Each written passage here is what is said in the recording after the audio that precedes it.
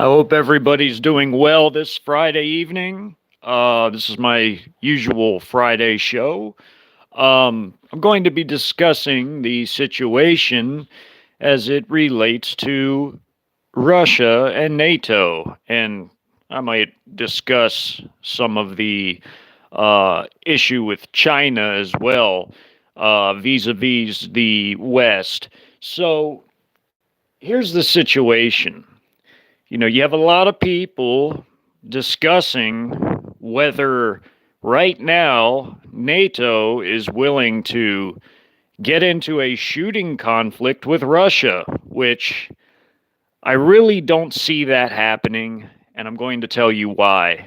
Because despite all the propaganda and the war drums being beaten, um, deep down, the West knows that it is now outgunned and it is outclassed by Russia, but also especially by China. They know this. You know, the situation with the West being depleted of arms right now is so bad that the West, i.e., the United States, cannot they cannot even ship Taiwan all the weaponry that it has ordered. And the West, the Europeans, but also some American elements, are being stripped of vital materiel, equipment, weapons, that they need to equip their own units. For those of you that saw that video that I put up in my community tab about Colonel McGregor giving his analysis of the situation. Now, in my research, I have to agree with most of what he said. Some of the figures he gives, I found some different things, but, all in all, I would say that that's a pretty fair analysis of the situation. Now, I was watching the Duran channel, and they were talking about this very thing too.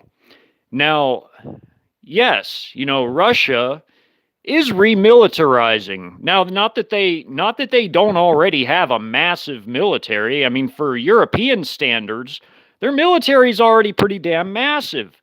We're talking about 2 million reserves and a 1.2 million man active duty force, and also 300,000 paramilitary.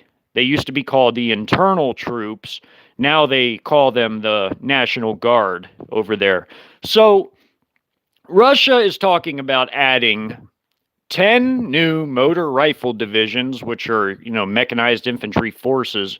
They're talking about adding a few new naval infantry divisions and a couple new paratrooper divisions, airborne divisions, and also a corps of combined arms forces to be located in Karelia, which is fairly close to the city of St. Petersburg, to face Finland. So we're talking about adding, an extra 300,000 troops to the active duty Russian military. Now, the active duty forces have been 1.2 million. The reserves are 2 million. So we're talking right there. That's 3.2. And then they have their paramilitary forces, which are their National Guard, formerly the internal troops. So all in all, right now, currently, as it stands, they've got 3.5 million men under arms, that they can call upon. They're on the verge of victory in the proxy conflict. So, that's already a done deal. That's already set in stone. And the funny thing that they said in their video was that even though there's a big ado over what happened with the proxy country's leader meeting with the Congress, apparently all they did was award him one Patriot missile system and some money, and that was it. And then they sent him on his way. And, Putin apparently laughed at that and said that that thing would be destroyed in no time. Which, really, what are you going to do with one system? You're not going to be able to achieve a whole lot. And, the Battle of Bakhmut is winding to a close. And, I've been talking about that for a while, and so have other people.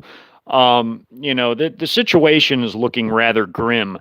And the situation in the east, in the whole Donbass area, is nothing but a grand pinning maneuver anyway for this massive 540,000 man force that the Russians have built up basically to go in and steamroll that place.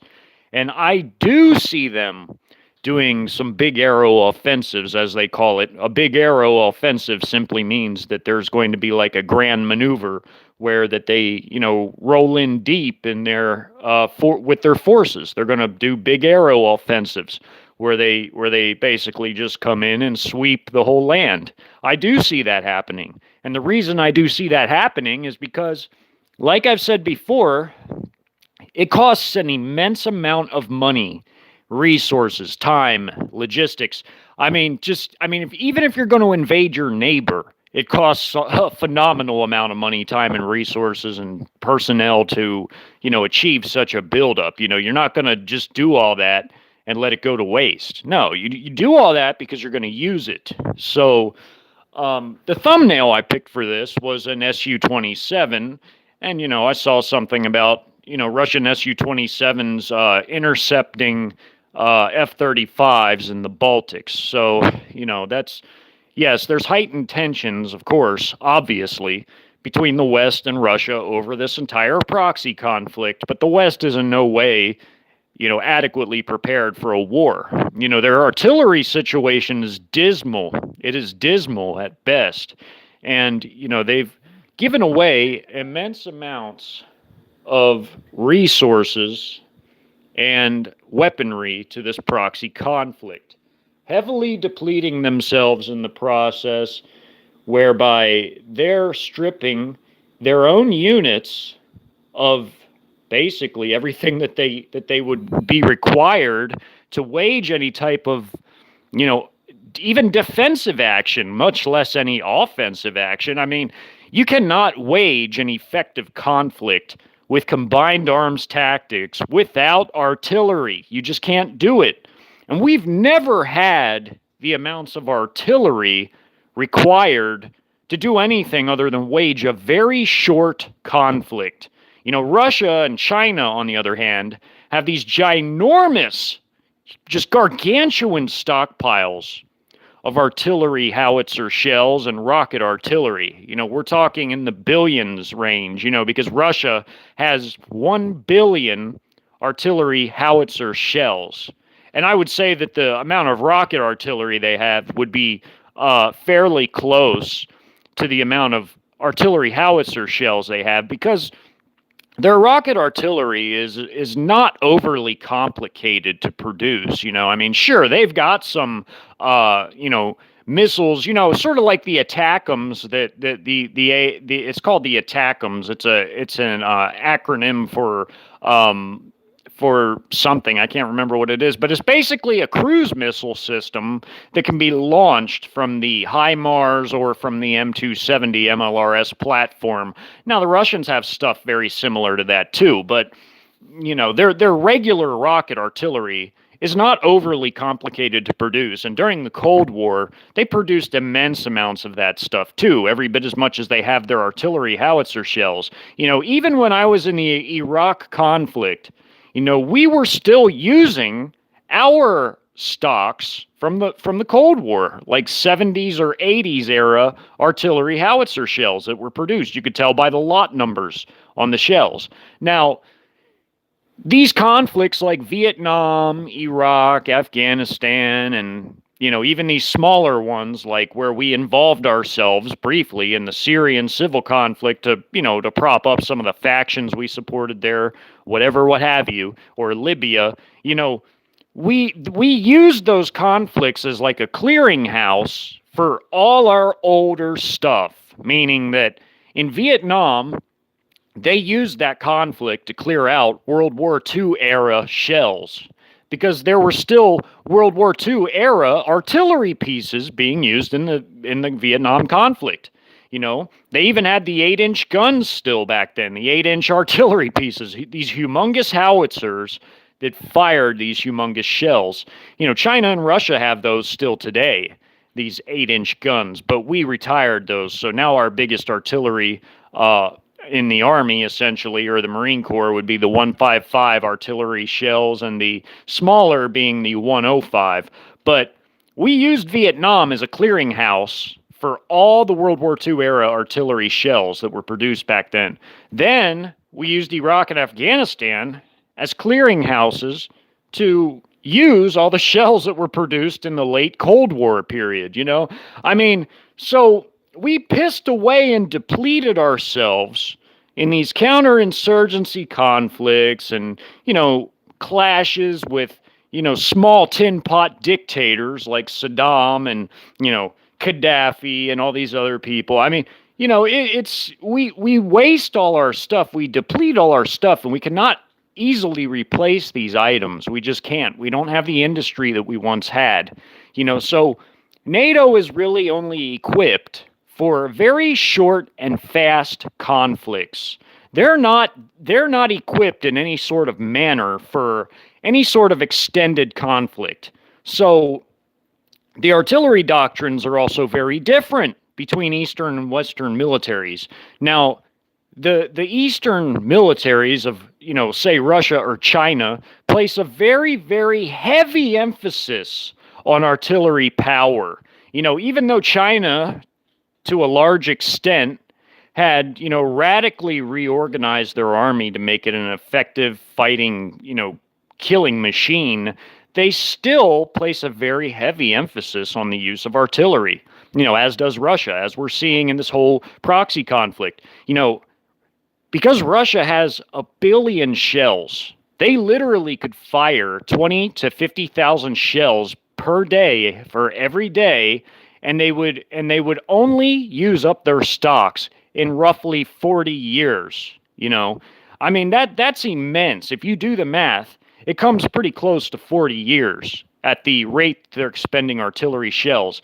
They've only really used close to 2% of all their stocks of artillery. And you already know it, that they're replacing it. They're replacing it because their factories are still steady producing shells. So while we pissed away a few million of our shells to give to this proxy conflict, leaving us with very little left, like maybe a third of everything we had, if we would have kept all that, we would have had enough artillery to prosecute a very, very short, high-intensity conflict that would last maybe, a few months at best, had we kept everything that we had, that instead of piss it away and give it to this proxy conflict. Now, that's the thing about the Western militaries. I explained that the NATO war drills basically revealed that Britain and France run out of artillery howitzer shells in 8 days. 8 days, a week and a day is all it takes for them to run out of artillery howitzer shells. So that tells you right there that these Western militaries are only equipped for very short and fast conflicts. Like if they're going to, like what occurred in the first Gulf War, that was a very fast and short conflict. Now, when you're talking about going up against a major power like Russia or the world's superpower China, we are not equipped to fight nations like that whatsoever at all. Because those nations have immense industrial capabilities, especially China, because China has the biggest, most diverse economy in the world. They have 40% of the entire world's industry in just China. 40%. They already have more equipment in every single solitary category except for helicopters, carriers, and maybe nukes, but that's really it. They don't have to have the most nukes. Their nukes just all have to work and have the best possible ways of delivery, which they have fractional orbital bombardment, which takes hypersonics a step further than just ordinary hypersonics. They already have ordinary hypersonics, and they have the largest conventionally armed strategic missile forces in the world also. So they don't have to have the most carriers either.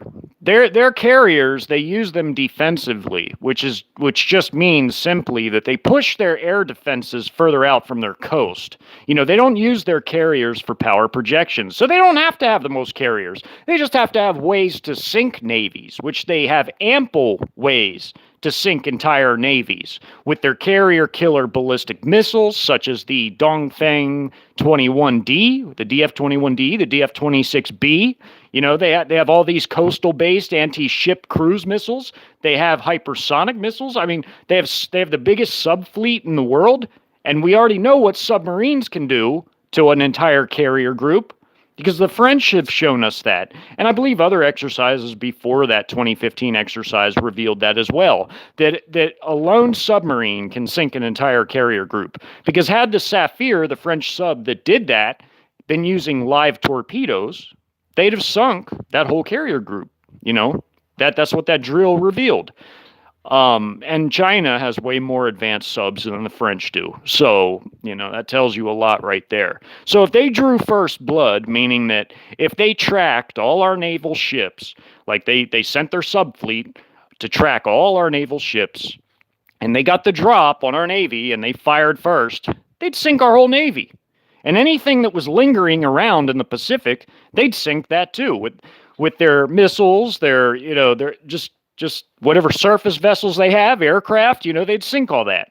So even if they didn't draw first blood, say they weren't tracking all our ships, but, we came to them and we fired first, yeah, they might lose a few vessels. They might lose a few, whatever else, aircraft, whatever, but they're going to still crush our Navy because they're still going to use their immense missile forces, their immense Navy, because they do have the largest Navy on Earth, and I mean, subfleet as part of that, and also in surface vessels, they're still going to win.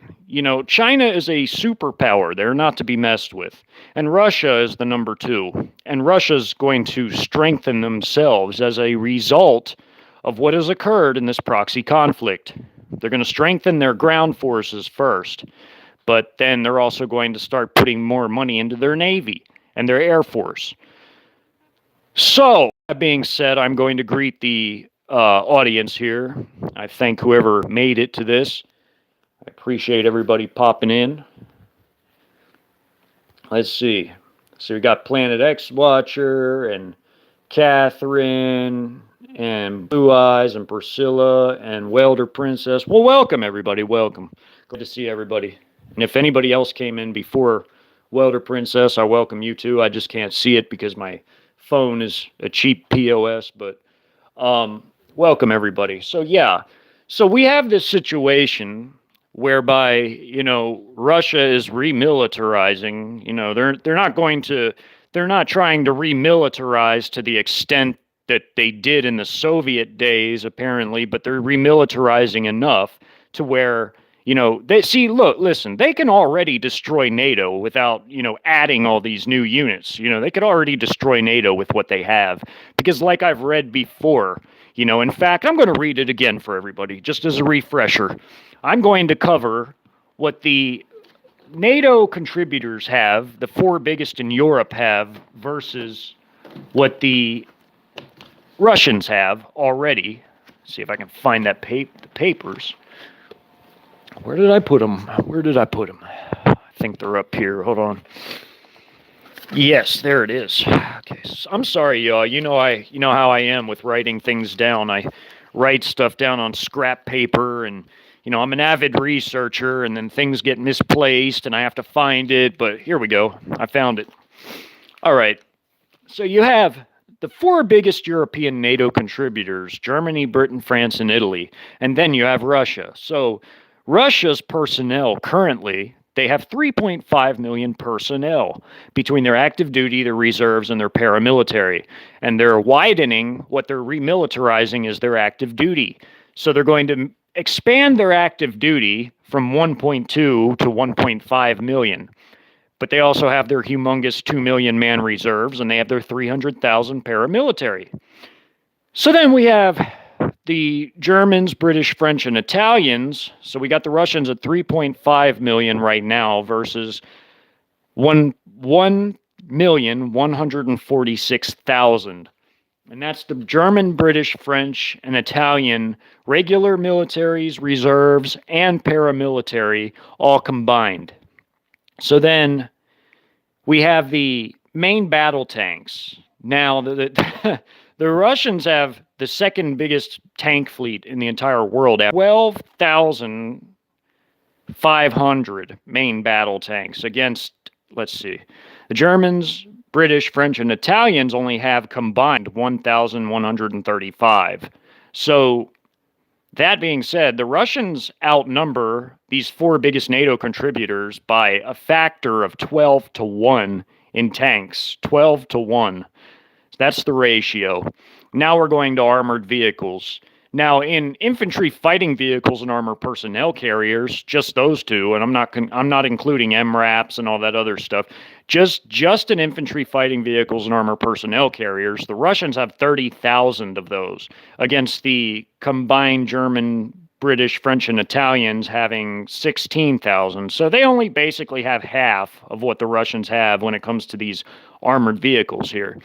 Now, specialty vehicles, it's a little closer, but, like specialty vehicles would be like your armored recovery vehicles, engineering vehicles, bridge laying, whatever else, air defense artillery vehicles. Now, the Russians have 15,000 versus the 11,460 that the Germans, British, French, and Italians have. Now, let's see, towed artillery. Now, here's where the disparity gets really bad. Towed artillery. The Russians have 7,500 towed artillery pieces against the 345 combined of Germany, Britain, France, and Italy. 345 against the Russians' 7,500. Wow, that's a joke. Let's see. When it comes to self-propelled guns, the self-propelled howitzers, the Russians have 6,500 self-propelled guns or self-propelled howitzers. The Germans, British, French, and Italians all combined have 376. Wow. And then the Russians have, let's see, how much rocket artillery? They have 3,400 rocket artillery. And the Germans, British, French, and Italians only have 122. 122 against 3,400. That's horrible. That's just horrible. The helicopter situation is, all of those combined, they don't have anywhere near the number of attack helicopters that Russia has. They only have 215 attack helicopters, but the Russian Air Force, who operates their helicopters, have access to 1,655, and that's their stored helicopters and their active number of helicopters. And they have about 1,000, cargo, utility helicopters. Now, that's like the only category where Britain, France, Germany, and Italy combined basically have a little more than Russia does. They have about, 1,360. So they outnumber the Russians in utility helicopters, but in attack helicopters, the Russians have them swamped. So that's horrible. That's terrible. That's abysmal for NATO. So NATO has already been giving away so much vital equipment and ammunition and systems to where they've woefully depleted themselves. So already they don't stand a chance against Russia in any type of conflict. Now, we, with our little woke, depleted military, hollowed out military, we've only been able to do a counter buildup in Poland with only 30,000 NATO troops backed up by almost 1,000 tanks. But I can imagine the artillery situation is dismal because even if you add the artillery that we have to the combined artillery of the European NATO contributors, the Russians still horribly outnumber NATO in artillery and in the ammunition for it. And to be able to prosecute any successful ground campaign, you must be able to have ample artillery available, because artillery it isn't called the king of battle for no reason, because artillery is integrated firmly into the success of any sort of combined arms tactics and warfare. So without artillery, you're missing a key pillar of combined arms combat, because you can't only just rely on air power, because you can lose air power. And if your air defenses are weak, you have no way to counter the enemy's air power. Say if you lose your air power, like say if NATO tried to launch some sort of ill-fated air campaign against Russia. Now, keep in mind, Russia has the second biggest air defenses after China. So Russia has 57 battalions armed with the S-400 systems.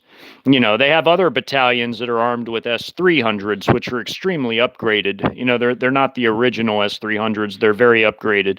Now, they have the second biggest air defense arm after China. So if NATO was to launch an ill-fated air campaign to where they lost immense amounts of their air power, over Russian skies due to air defense, and Russia, saved their air power to do counter strikes on NATO, along with missiles, it would be horrible. So there you would lose NATO's ability in the air. They would lose any type of, potential air superiority, after losing a lot of their planes over Russia, where Russia would counterattack with missiles and, their aircraft. We don't have very good air defenses when compared to Russia. All we have is the old Patriot system. Yes, it's gone through upgrades. It's been upgraded, but it's not as effective as people might think.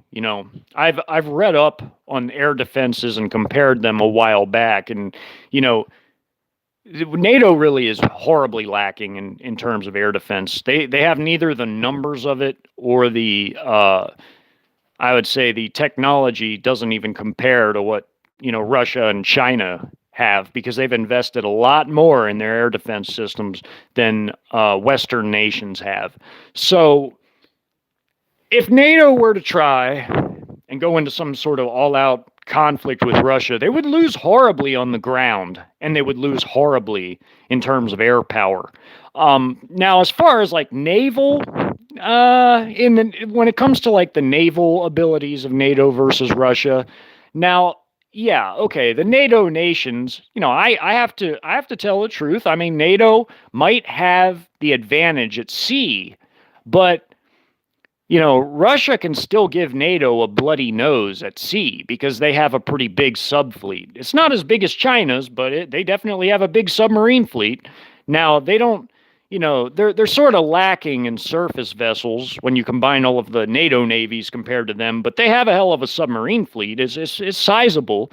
They only have one aircraft carrier, but again, Russia would probably do with their aircraft carrier once it once it finishes undergoing its repairs, they would probably use that for coastal defense to push their defenses further out from their coast, sort of like how the Chinese use theirs. They don't use theirs for power projection, to sail all around the world and, all this other junk, They use it to push their defenses out from their coast, their air defenses. So, the Russian Navy in a conflict with NATO, I think that what they could do for sure is they would win control over the Black Sea and over the Baltic.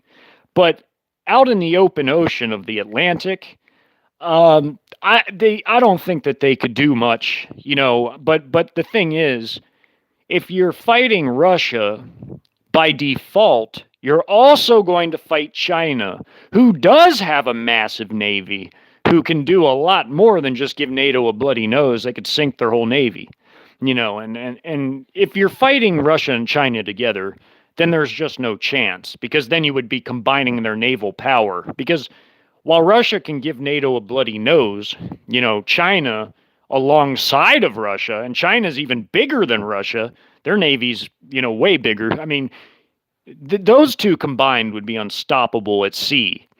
So already on land, Russia would have, they would mop the floor with NATO on land and then and also in the air, but China and Russia combined, yeah, there's damn sure no chance for the West because even China by itself would annihilate the whole West because China's just ginormous. I mean, their air fleet, their combat air fleet is the biggest in the world. China's is.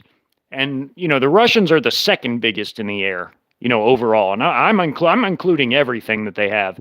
Storage active, like their storage would be for like their air reserves, everything. They would dominate in the air and on land, and China would dominate it in the sea as well. But Russia, that would be like their only maybe like I guess if they had a vulnerability, they might have it at sea, but still though, if you're fighting Russia, you're going to be fighting China by default.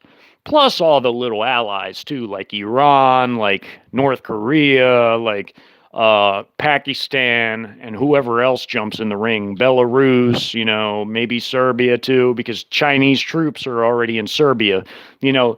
Before you know it, in an all-out war between the East and the West, the forces that have been built up in Europe, the Sino-Russian forces in Europe, would have steamrolled Western Europe, so it wouldn't matter what kind of naval power they had anyway, because they'd be conquered. They'd be taken over swiftly. So we also would be taken over because the moment we go to war with Russia or with China, it doesn't matter, all the Chinese and Russian troops in Mexico and Canada, as well as within our borders, would strike and invade us immediately. So I just don't see this happening yet.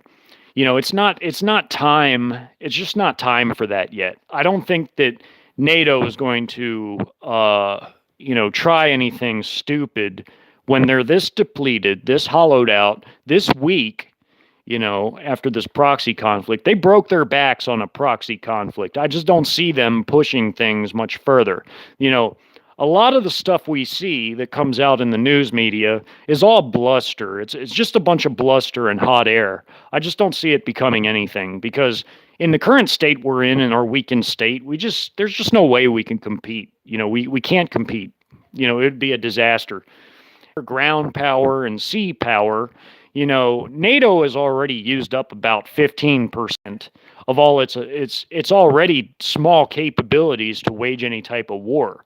Because already when you compare the West to Russia, the capabilities for the West, especially in a full-on war, they're already pretty small. But they've already used up about 15% of that, like I said before, on this proxy conflict. So now there's 50 of the already small capacity to wage war that the West even had to begin with. So I just don't see it. I don't see it. I don't think that that's going to happen because a lot of other things have to happen first.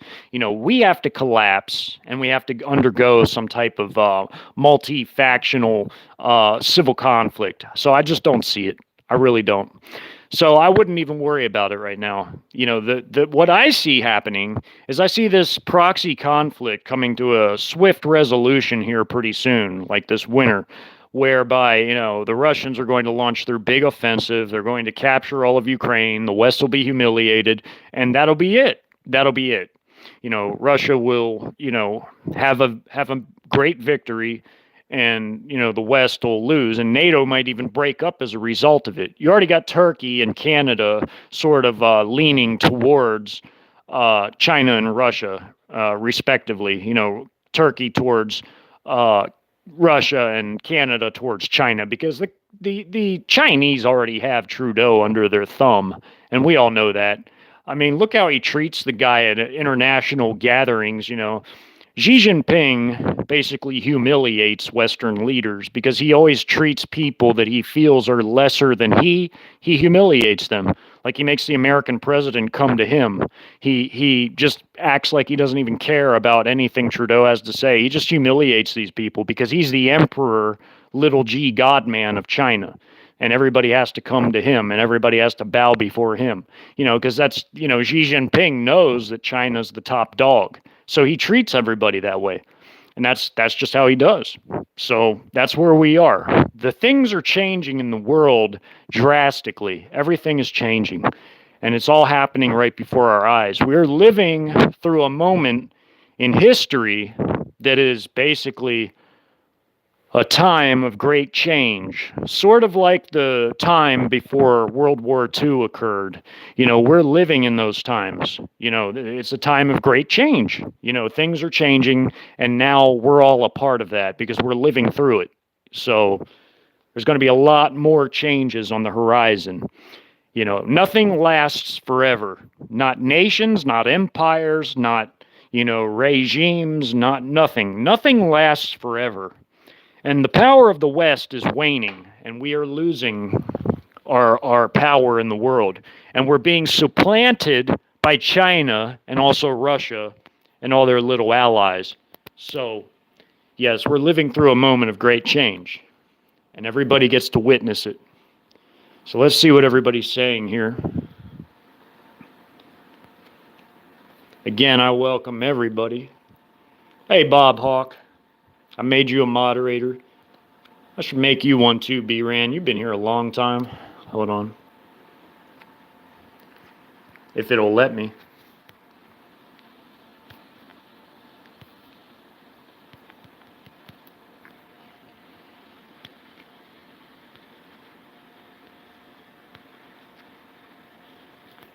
Okay, you should be a moderator now.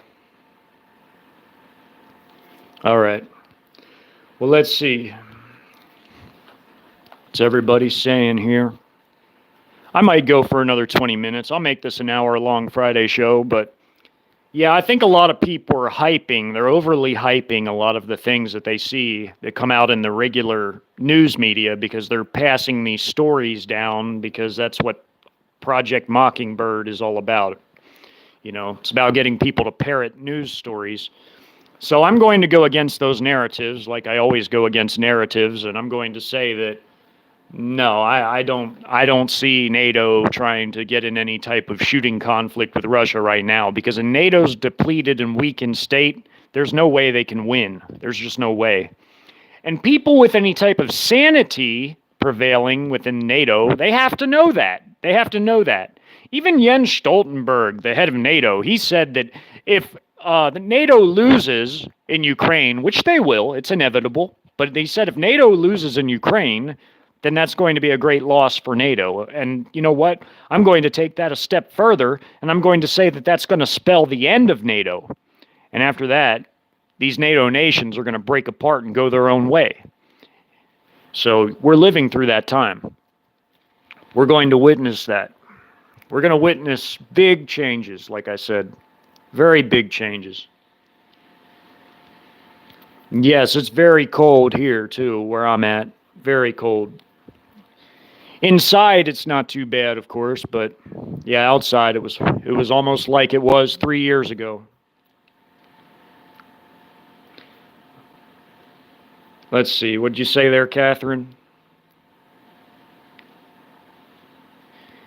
Yeah, that's really strange. That's really strange, this whole, what they're doing with these so-called immigrants.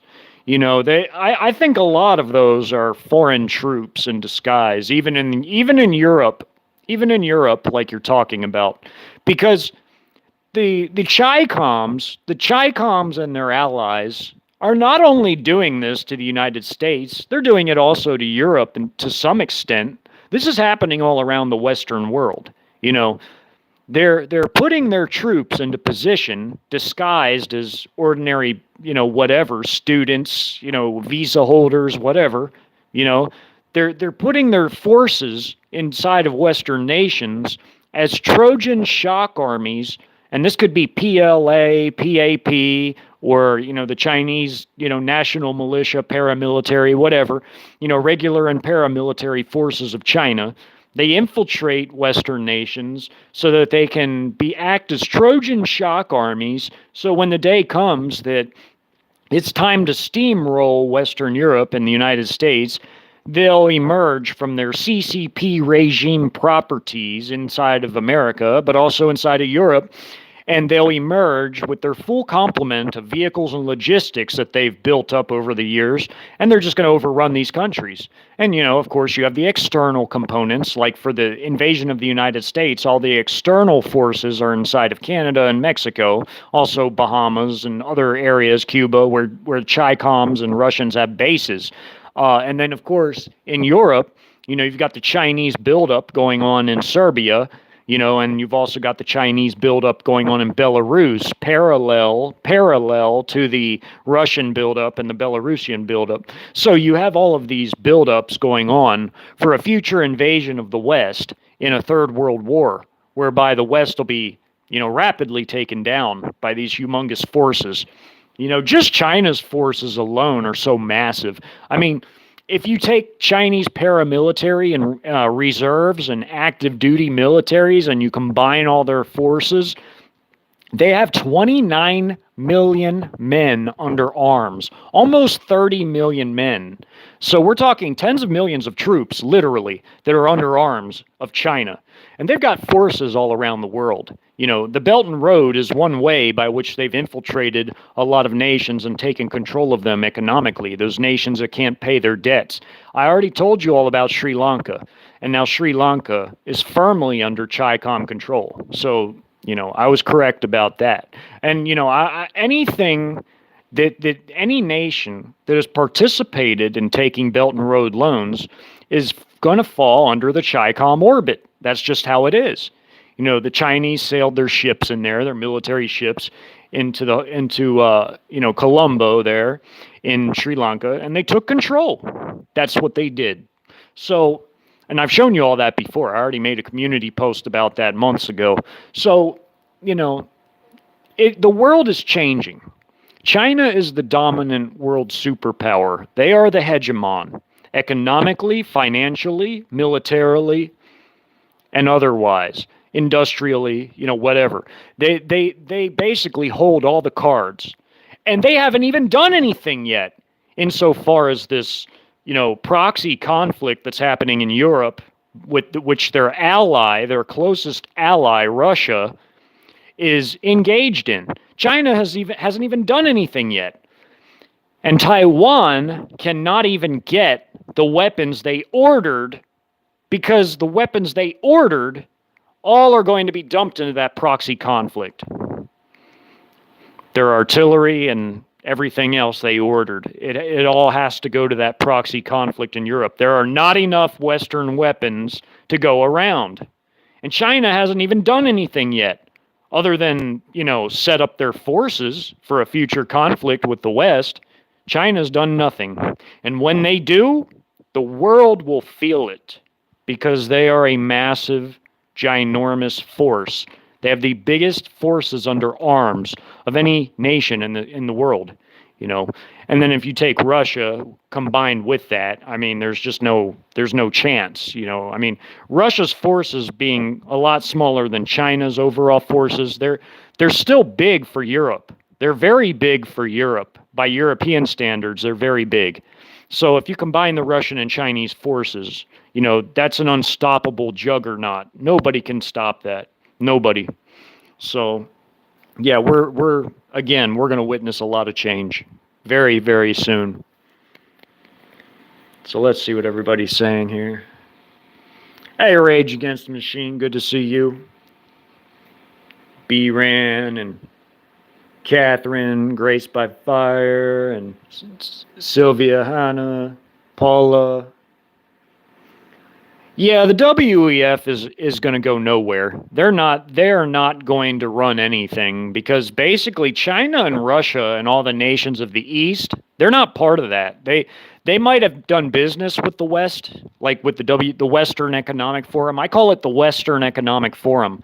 They might have done business with them in the past, but that doesn't mean that they're really in bed together. It just means that they have done things to make, gains and concessions for themselves. Now, I go into a lot of that in my past, live streams. I go into very deep depths of detail discussing the differences between the Eastern and the Western elites. Now, in the East, all the elites of the East are within the regimes of the East because the regimes of the East actually control the issuance of their currency, believe it or not. Their central banks in the East are not privatized like the central banks in the West are, meaning that the elites in Eastern nations are within the regimes. Like, say, in China, all the elites are within the CCP. And in Russia, you have the Russian political oligarchy elites. They control their own central banks. They're not beholden to the bankster classes because the bankster classes in those nations are actually beneath the regimes. That's the issue that happened to America. It became a corporation under bankster control because the bankster classes actually control the West. They control the regimes of the West. So the regimes of the West are subservient to the bankster classes, whereas in the Eastern nations, you have the regimes actually controlling the banks. Like the Chinese central bank is under CCP control, complete CCP control. In Russia, the banking laws are so strict that the Russian central bank has to give the government there, the regime in Russia, they have to give them half of all profits. All profits, half of all their profits go to the Russian regime. That's a law there. That's a law. It's not lent to them, it's given to them by law. So they have their central banks there on a short leash. Same with India. In India, Iran and North Korea too, their central banks are on short leashes. Here lately, Modi started to rein in the power of the, Royal Bank of India. They started to reel it in and started to stop giving it any type of free range, because they did sort of give it some freedom, what do they call that? Autonomy. They gave it some autonomy, but they started to rein it in lately because India is starting to fall in line with BRICS Plus, because BRICS Plus is nothing more than the Eurasian bloc rising. Now, in Revelation, there's the 10 kings, and these will be 10 Eastern kings. There will be no West, because after World War III, that's the last we hear of the West. Mystery Babylon, USA, is destroyed and taken over and occupied and plundered. And, the East, they're the victors. China, the kings of the East, China, their ally, the king of the North, Russia, and the other 10 kings, the other 8 of the 10 kings, they're the victors. They are the victors because they're the only ones we hear about for the rest of Revelation. Also in Jeremiah, it describes the downfall of Mystery Babylon USA to outside foreign armies, massive outside foreign armies. And the Chinese have massive outside foreign armies, and them combined with Russia and their smaller allies, they're going to form a coalition to invade the West and defeat it in World War III. So after World War III, that is when they give the beast their power, because the 10 kings, remember, they give their power to the beast, the man of sin, and reign with him for 1 hour in biblical timing, which isn't really very long, but this one world regime is ruled by the East. And the BRICS, what do we see them doing? They're making their own reserve currency, the BRICS currency. That will be the one world currency. Mark my words. That'll be your one world currency after World War III. And the West, even though the Western Economic Forum and all the elites of the West, they're in competition with the elites of the East for who's going to control the NWO, the West is not going to come out on top. They will be defeated in World War III. And they will be pulled out of their hidey-holes, just like Saddam Hussein was pulled out of his. They will do the same thing with these Western elites and humiliate them. They'll pull them out of their DUMBs and they'll humiliate them.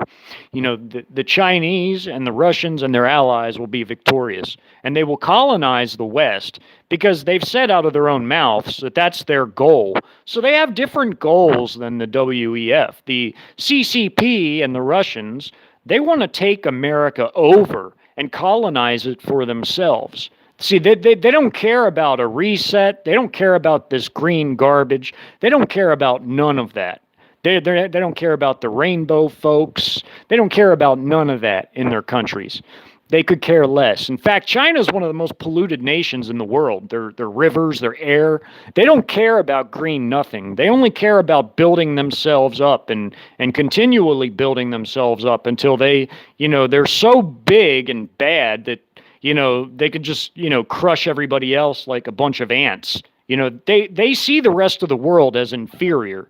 And if you listen to the speech of Wei Fang and other speeches in the Chi-Com Politburo of the CCP regime, they talk about the West as if it's like an insect that needs to be crushed. So, and that's their goal. That's their goal. Same with Russia. They want to take the whole Arctic region over for all its resources and put it under Russian control. They want to make the Arctic Ocean a Russian lake. That would make them, if not the richest, definitely in the top 2 richest nations in the entire world, because you would have all these other nations coming to them to buy resources from them forever. That you would have if you controlled the whole Arctic Ocean, you would have enough resources to power your nation into the next millennium.